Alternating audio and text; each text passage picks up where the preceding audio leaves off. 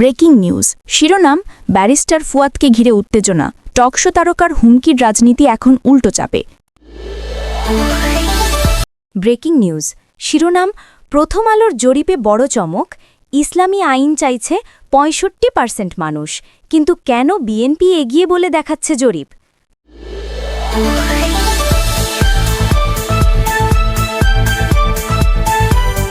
Breaking news শিরোনাম barrister ফুয়াদকে ঘিরে উত্তেজনা টকশো তারকার হুমকির রাজনীতি এখন উল্টো চাপে। ব্রেকিং নিউজ মূল প্রতিবেদন। বাংলাদেশের রাজনীতিতে গত ১৫ মাসে যিনি সবচেয়ে আলোচিত, সবচেয়ে তুমুল বিতর্কিত এবং সবচেয়ে বেশি টকশো দাপট দেখিয়েছেন, সেই ব্যারিস্টার আসাদুজ্জামান ফুয়াদ এখন নিজ দলের ভেতরেই চরম সংকটে। তার নির্বাচনী এলাকায় গিয়ে তিনি যে পরিস্থিতির মুখোমুখি হয়েছেন তা এখন স্পষ্ট করে দিচ্ছে রাস্তায় রাজনীতি টিভির রাজনীতি নয়। ঘটনার শুরু ভুয়া ভুয়া স্লোগানে এলাকা ছাড়লেন ফুয়াদ। বরিশাল ৩ মুলাদি বাবুগঞ্জ আসনের একটি ব্রিজ উদ্বোধন অনুষ্ঠানে যান ফুয়াদ। এখানে উপস্থিত ছিলেন সরকারের ২ উপদেষ্টা, ফজলুল কবির খান সড়ক সেতু, এম সাখাওয়াত হোসেন নৌপরিবহন। এমন অফিসিয়াল অনুষ্ঠানে ফুয়াদের উপস্থিতি নিয়েই প্রশ্ন ছিল। তার ওপর তিনি বক্তব্যে অভিযোগ তুললেন স্থানীয়রা চীনা ঠিকাদারি সংস্থার কাছে চাঁদা দাবি করছে। এই মন্তব্যে ক্ষুব্ধ হয়ে ওঠে স্থানীয় ছাত্রদল। স্লোগান শুরু হয় ভুয়া ভুয়া, সঙ্গে উত্তেজনাকর স্লোগান। পরিস্থিতি উত্তপ্ত হয়ে উঠলে ফুয়াদ ও তার অনুসারীরা অনুষ্ঠানস্থল ছেড়ে দ্রুত বেরিয়ে যেতে বাধ্য হন। পুলিশ পরে ঘটনাস্থলে আসে, কিন্তু ফুয়াদ অভিযোগ করেন পুলিশ দাঁড়িয়ে দাঁড়িয়ে দেখেছে। টকশো তারকার হুমকির রাজনীতি এখন উল্টো ঢেউ। ফুয়াদ গত ১ বছর ধরে টেলিভিশন স্টুডিওতে একের পর এক বিতর্কিত বক্তব্য দিয়েছেন। ক্যান্টনমেন্ট ভেঙে দেব, কোনো কুকুরের শাসন আর চলবে না, যাকে পাবো ওর মুখ নাক গুড়িয়ে দেব, নতুন ১৬ ডিসেম্বর বানাবো। এই ধরনের বক্তব্যে তিনি কিছু দর্শক শ্রোতার কাছে জনপ্রিয় হয়েছেন, কিন্তু রাজনৈতিকভাবে তিনি বহু শক্তিশালী গোষ্ঠীকে রাগিয়ে দিয়েছেন, এমনটাই বলছেন স্থানীয় পর্যবেক্ষকরা। এখন সেই গোষ্ঠীগুলো তাকে লক্ষ্য করে প্রতিশোধমূলক সংকেত দিচ্ছে বলে অভিযোগ। অশ্লীল ভিডিও বিতর্ক ফুয়াদের ইমেজে বড় ক্ষত। নভেম্বর জুড়ে ব্যারিস্টার ফুয়াদের বিরুদ্ধে সোশ্যাল মিডিয়ায় ছড়ায় একটি অশ্লীল ভিডিও। বলা হয় হোটেলের একটি ব্যক্তিগত ভিডিও ফুয়াদের নামে প্রচার করা হয়েছে। পরিস্থিতি এমন ছিল, তার কপালের কাটা দাগ মিলিয়ে দেখা হচ্ছে, নাকের ডকা মিলিয়ে বিশ্লেষণ, fact checking video, zoom in করে পরীক্ষা। এতটাই আলোচনার কেন্দ্রে ছিল ওই ভিডিও যে ফুয়াদের টকশো ব্যক্তিত্বের দৃঢ় হুমকিময় ভয়ঙ্কর পার্সোনার দারুণ ক্ষতি হয়। ২০ বছর গ্রামে না যাওয়া নেতা এখন মাঠে টিকে থাকা কঠিন। জনকণ্ঠে প্রকাশিত হয়েছিল ২০ বছর পর প্রথমবার নিজ গ্রামে ঈদ করেন ফুয়াদ। এতে প্রশ্ন ওঠে তার এলাকায় কি জনসম্পর্ক ছিল? এখন যখন তিনি প্রার্থী তখন স্থানীয় প্রতিরোধ হঠাৎ এত তীব্র কেন? স্থানীয় বিএনপি নেতাকর্মীদের অভিযোগ উন্নয়ন কাজকে নিজের বলে দাবি করছেন। যেসব প্রকল্প সরকার করিয়েছে ফুয়াদ নিজ প্রভাব দেখানোর চেষ্টা করছেন। রাজনীতির অন্দরমহলে ফুয়াদের শত্রু বাড়ছে অভিযোগ। ফুয়াদ যেসব বক্তব্য দিয়েছেন, বিশেষত সেনাবাহিনী নিয়ে মন্তব্য, ক্যান্টনমেন্ট ভেঙে দেব, রাজনৈতিক প্রতিপক্ষকে হুমকি, নৈতিক প্রশ্নে আক্রমণাত্মক মন্তব্য, এই সবই কারণে তিনি নাকি এমন কিছু শক্তিশালী গোষ্ঠীকে রাগিয়ে দিয়েছেন যারা এখন ইঙ্গিত দিচ্ছেন প্রয়োজন হলে তাকে রাজনৈতিকভাবে বিচ্ছিন্ন করে দেওয়া হবে। ভুয়া ভিডিও আরও আসবে, কেউ তাকে বাঁচাতে আসবে না।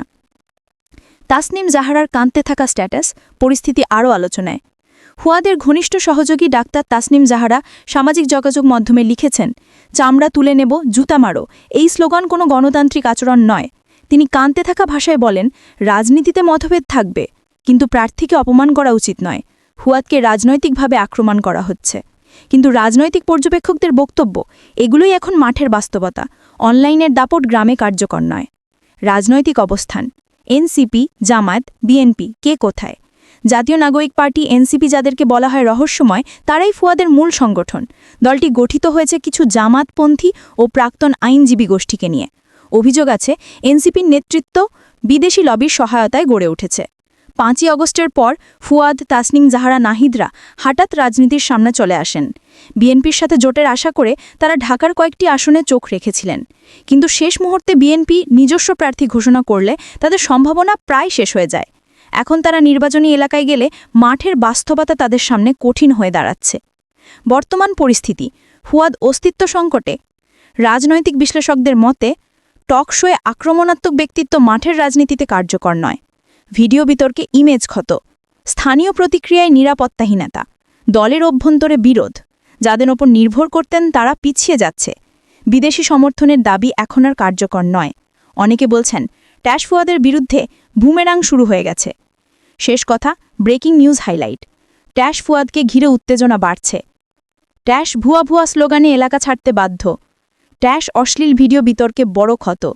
ট্যাশ রাজনীতির বড় খেলোয়াড়দের প্রতিশোধমূলক ইঙ্গিত। ট্যাশ তাসমিন জাহারার কান্নামাখা স্ট্যাটাস আলোচনায়। ট্যাশ আগামী দিনগুলো ফুয়াদের জন্য আরও কঠিন হতে পারে। ব্রেকিং নিউজ শিরোনাম, প্রথম আলোর জরিপে বড় চমক, ইসলামী আইন চাইছে 65% মানুষ, কিন্তু কেন বিএনপি এগিয়ে বলে দেখাচ্ছে জরিপ? ব্রেকিং নিউজ শুরুতেই বড় ধাক্কা। বাংলাদেশের শীর্ষ দৈনিক প্রথম আলো তাদের বহুল প্রতীক্ষিত জাতীয় জনমত জরিপ 2025 প্রকাশ করেছে এবং এই জরিপে এসেছে একের পর এক চমক। বাংলাদেশের 65-র বেশি মানুষ ইসলামী আইন চাইছে। সুষ্ঠু নির্বাচন হলে কোন দল জিতবে এই প্রশ্নে 66% মানুষ বিএনপির নাম বলেছে। জামায়াতে ইসলামী পেয়েছে 25.9% সমর্থন, যা প্রথম আলোর ভাষায় অপ্রত্যাশিতভাবে বেশি। কিন্তু প্রশ্ন হচ্ছে, কেন প্রথম আলো এগুলো হাইলাইট করছে না? কেন শুধু অন্তর্বর্তী সরকারের জনপ্রিয়তাকে শিরোনামে রাখছে? জনমত জরিপের আসল রাজনৈতিক বার্তা তারা কি আড়াল করছে? জনমত জরিপের কাঠামো, কারা অংশ নিয়েছে? প্রথম আলো জানিয়েছে জরিপে অংশ নিয়েছে 1342 জন, নারী 668, পুরুষ 674। অংশগ্রহণকারীদের 60%-এর বেশি স্মার্টফোন ব্যবহারকারী। সবাই পত্রিকা বা অনলাইন সংবাদ পড়েন, অর্থাৎ এটি শিক্ষিত এবং সচেতন জনমতের প্রতিনিধিত্ব। তারা বলছে মার্জিন অফ এরর মাত্র 2.7%, বিশ্বাসযোগ্যতা 99%। প্রথম আলোর প্রথম চমক, অন্তর্বর্তী সরকারকে সমর্থন। প্রথম আলোর অনলাইন সংস্করণে সবচেয়ে বেশি প্রচার করা হয়েছে এই অংশটি। 49% সরকারের প্রতি সন্তুষ্ট, 5% অত্যন্ত সন্তুষ্ট। এ যেন পুরো জরিপের কেন্দ্রবিন্দু। কিন্তু অপর অংশে আরও বড় তথ্য আছে যা প্রথম আলো শিরোনাম করতে চায়নি। সবচেয়ে বড় লুকানো তথ্য, বাংলাদেশে ইসলামী আইন চায় 65% মানুষ। প্রশ্ন ছিল, বাংলাদেশে ইসলামী আইন চালু হলে কি হবে? উত্তর, 36.67% ভালো হবে, 28.67% খুব ভালো হবে, মোট 65.27%, অর্থাৎ 2/3 মানুষ ইসলামী শাসন ব্যবস্থার প্রতি ইতিবাচক। জেলা অনুযায়ী চমক, চিটাগং শহর 50.4% ভালো, 36.4% খুব ভালো, মোট 86.8%। ঢাকা শহর 37.4% ভালো, 18.7% খুব ভালো, মোট 56%। এত বড় ফলাফল থাকা সত্ত্বেও প্রথম আলো এই তথ্য দিয়ে কোনো শিরোনাম করেনি। জরিপকারীদের চমক, ধর্মভিত্তিক রাজনীতির উত্থান। প্রশ্ন ছিল, 2024 সালের গণ অভ্যুত্থানের পর ধর্মভিত্তিক দলের প্রভাব বেড়েছে কি? উত্তর, 50%-এর বেশি মানুষ বলেছে হ্যাঁ বেড়েছে। এর পরেও প্রথম আলো জানাচ্ছে জামায়াতের সমর্থন বাড়ায় আমরা অবাক, যদিও ইসলামী আইন চাওয়া জনগোষ্ঠী 65%। এটি কি বিস্ময়ের জায়গা, নাকি প্রথম আলোর নিজের রাজনৈতিক ভীতি? বড় প্রশ্ন, বিএনপিকে এগিয়ে বলছে কেন? প্রশ্ন ছিল, আপনার মতে সুষ্ঠু নির্বাচন হলে কোন দল জিতবে?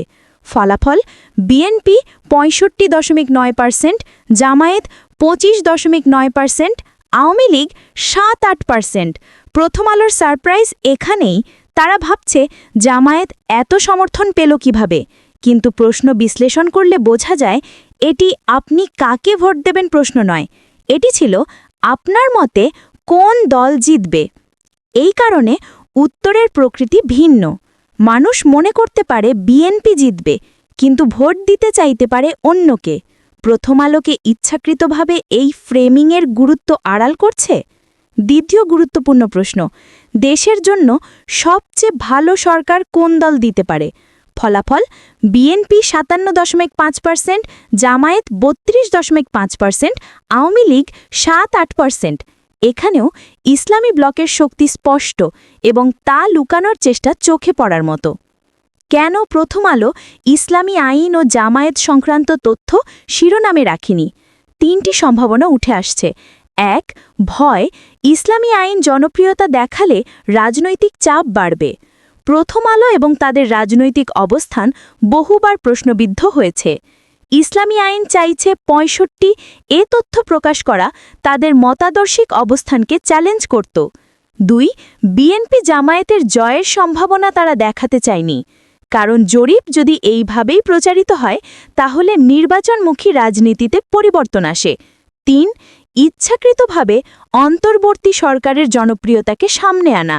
তারা যেন বলতে চায়, যখন সরকার এত জনপ্রিয় তখন সরকার বদলের প্রয়োজন কী ছিল? ফলাফল, প্রথম আলোর নির্বাচনী ইমেজ ব্যালেন্সিং ব্যর্থ। নতুন বন্দোবস্তের সময় বাংলাদেশের জনমত দ্রুত বদলাচ্ছে, ইসলামী পর্যায়ে সমর্থন বাড়ছে, যুব সমাজও ধর্মীয় মূল্যবোধে ফিরে যাচ্ছে। জরিপে এটিও স্পষ্ট। এই বাস্তবতা প্রথম আলো স্বীকার করতে চাইছে না, বরং উপস্থাপন করছে নিয়ন্ত্রিত সংস্করণ।